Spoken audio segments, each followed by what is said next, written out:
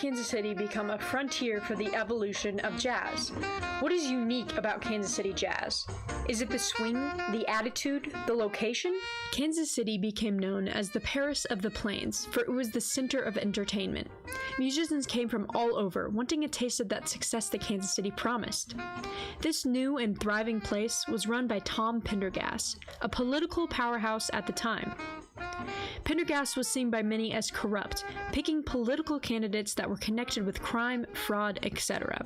He made it possible for so many nightclubs and dance halls to run in the era of Prohibition, for he did not enforce the Prohibition laws. In fact, he was connected to a liquor company. Under his rule, it is easy to see how nightlife thrived in Kansas City. One area of Kansas City that really thrived is the neighborhood of 18th and Vine. The traveling individuals looking for jobs settled down here and built homes and businesses. It flourished into a city within a city. Jazz music started to blossom within this community, evolving into its own type of jazz. The sounds of jazz could be heard emanating from the clubs and dance halls. The streets lit up all throughout the night.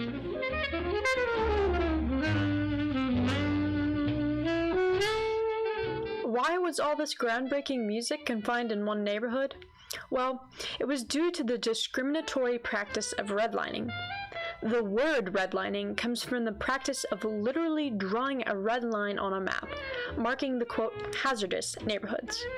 This was done to systematically refuse services to people based on their race or ethnicity. A map of Kansas City from the 1920s shows this practice in use. The areas marked in red were described as having, quote, undesirable population, or an infiltration of it. They recommended lenders to, quote, refuse to make loans in these areas or only on a conservative basis. We can see the systematic racism developing also in the area descriptions. The description for area D25, which is where 18th and Vine is located, is characterized as a, quote, far-flung area where values were shot several years ago. This section is, quote, a typical colored area, ragged in every respect.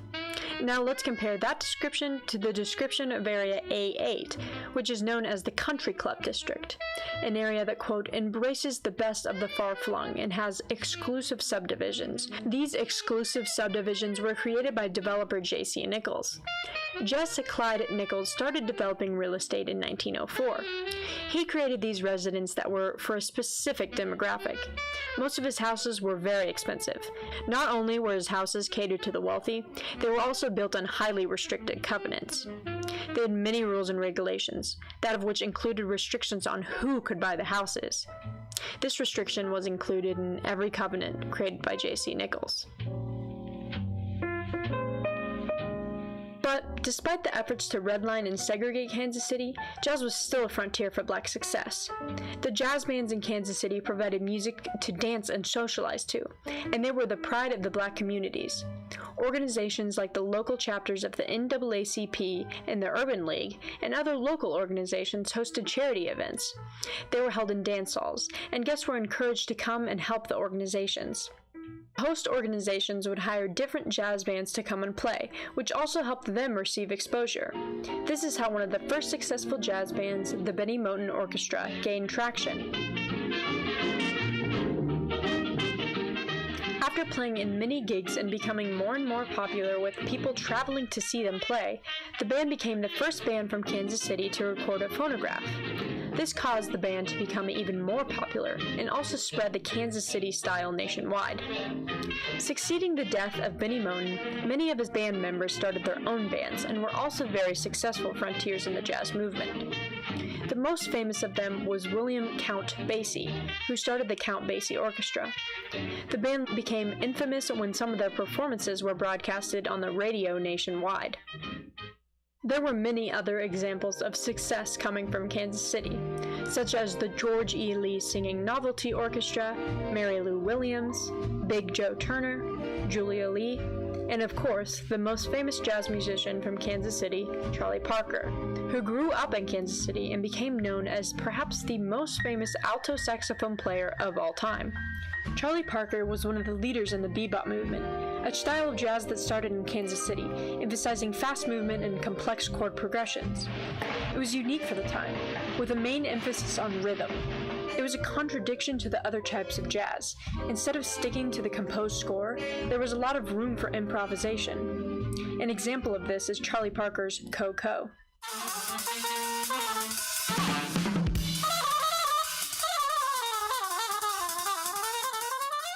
This style developed from what was called jam sessions, where musicians improvised for hours.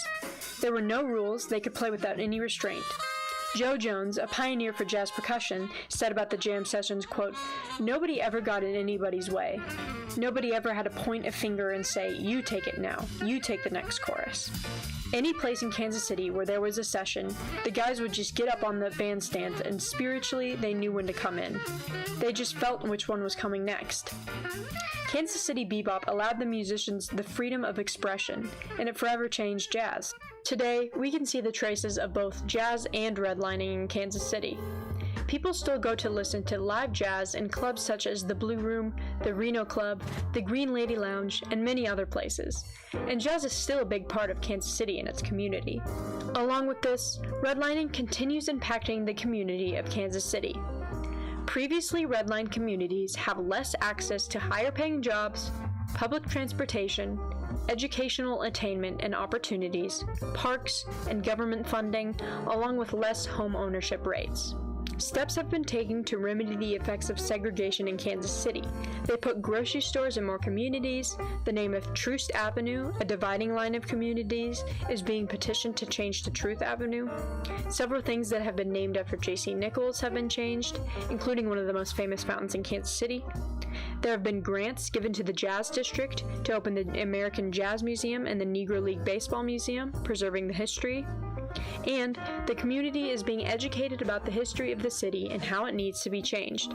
How did the frontier of redlining influence the frontier of jazz in Kansas City? Historically, redlining policies were one way that racial segregation adversely influenced communities.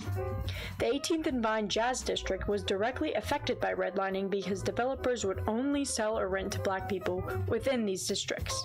This area became a cultural center of the black community from which Kansas City jazz developed, spreading the innovative Kansas City sound across the world. Even though systematic racial segregation threatened the success of black communities, Kansas City jazz thrived and became a frontier for black achievement.